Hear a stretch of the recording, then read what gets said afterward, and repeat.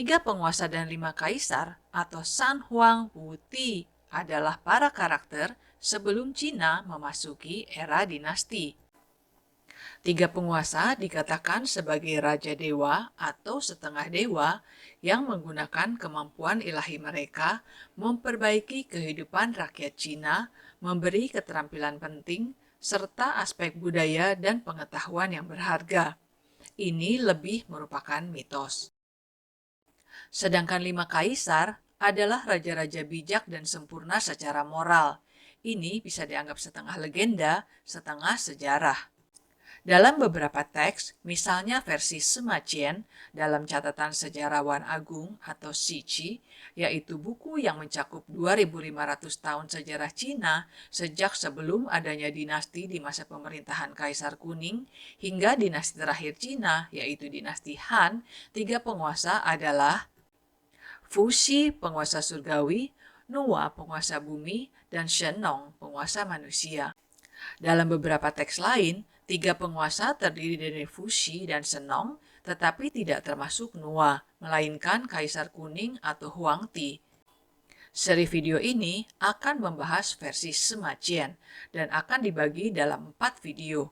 Tiga penguasa akan dibahas masing-masing, sedangkan lima kaisar akan dibahas sekaligus dalam satu video.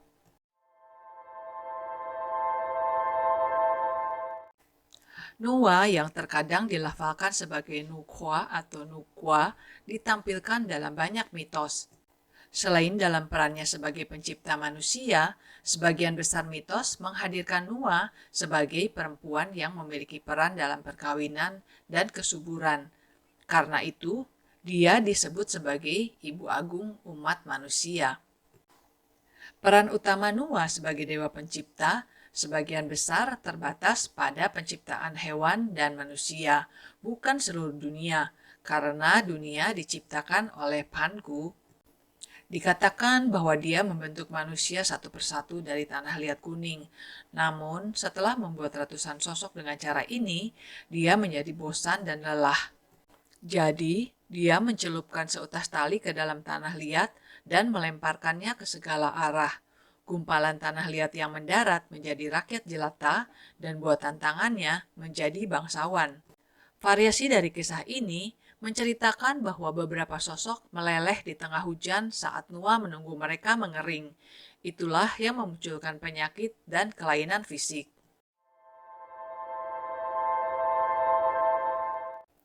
Kisah lain sering menceritakan Nuwa memperbaiki langit yang robek dan menyelamatkan bumi.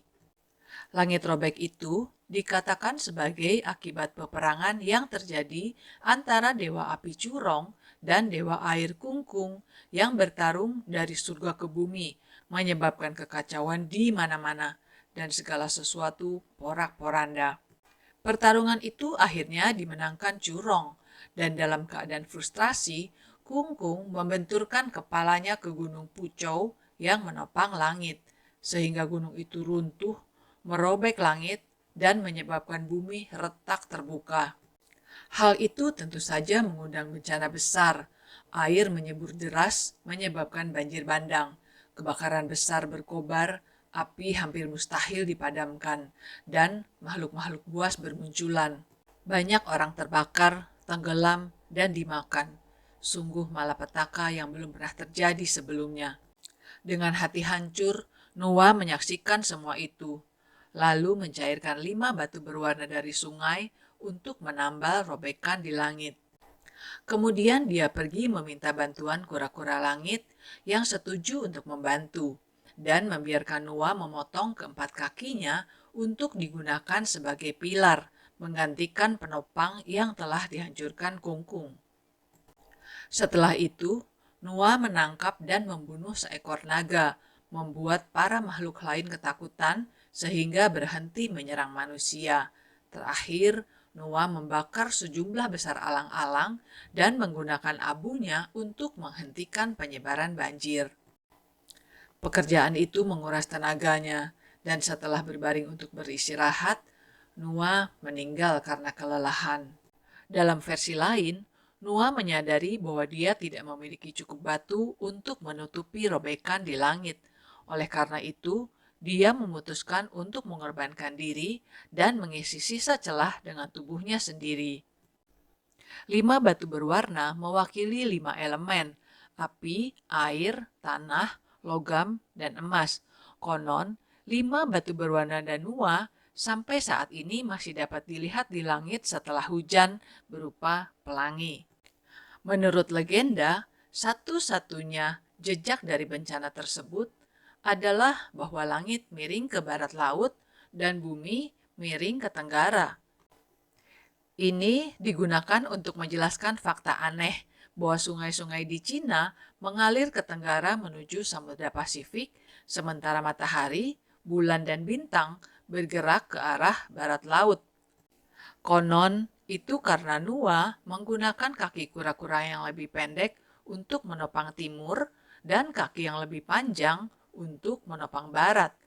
Akibatnya, bumi dan langit secara permanen miring ke arah yang berlawanan. Semua yang dilakukan Noah mengembalikan tatanan alam semesta, menyelamatkan dunia dari kehancuran, dan umat manusia kembali dapat hidup tenang. Sampai hari ini, orang-orang Cina masih sangat menghormati Noah, dan setiap tahun dari tanggal 1 hingga 18 bulan ketiga kalender lunar, banyak orang datang ke Kabupaten She untuk berziarah dan melakukan upacara persembahan. Tanggal 18 bulan ketiga dikatakan sebagai tanggal kelahiran Noah.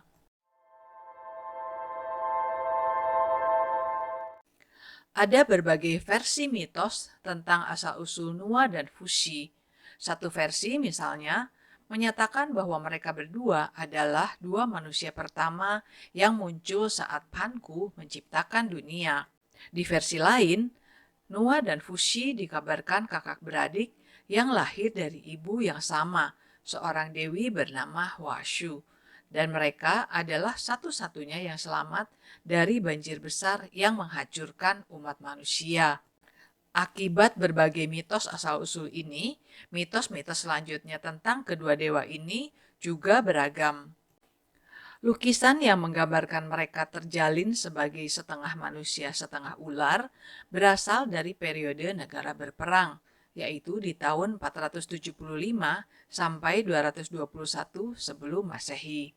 Pada zaman dinasti Han, tahun 206 sampai 220, Noah digambarkan dalam literatur bersama Fushi yang dikatakan sebagai suaminya.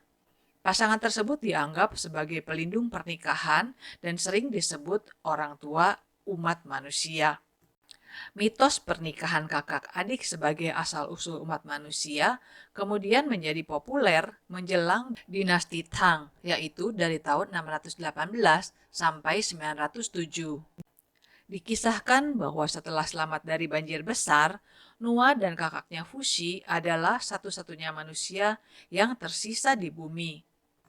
Untuk mengisi kembali bumi dengan manusia, mereka ingin menikah satu sama lain. Jadi mereka pergi ke pegunungan Kunlun, gunung tempat tinggal para dewa, untuk meminta izin dari surga.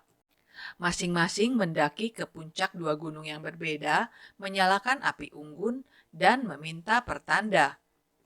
Jika asap naik lurus, itu berarti mereka tidak diizinkan. Sebaliknya, jika asap itu terjalin, berarti surga merestui pernikahan mereka. Ternyata, asap dari dua api itu terjalin dan pasangan itu pun menikah. Dalam karya klasik Cina, ketika Noah dan Fushi tampil bersama, mereka selalu dalam posisi terjalin, dengan Noah memegang kompas dan Fushi memegang penggaris tukang kayu. Itu mencerminkan tatanan alam semesta. Noah dengan kompas bulat melambangkan surga, dan Fushi dengan penggaris persegi melambangkan bumi. Jadi, Fushi sebagai laki-laki atau yang mengatur bumi atau yin, dan Noah sebagai perempuan atau yin mengatur langit atau yang. Matahari sebagai yang di atas dan bulan sebagai yin di bawah. Ekor pasangan mereka yang terjalin terlihat seperti heliks ganda DNA yang baru ditemukan pada tahun 1958. Sungguh menarik.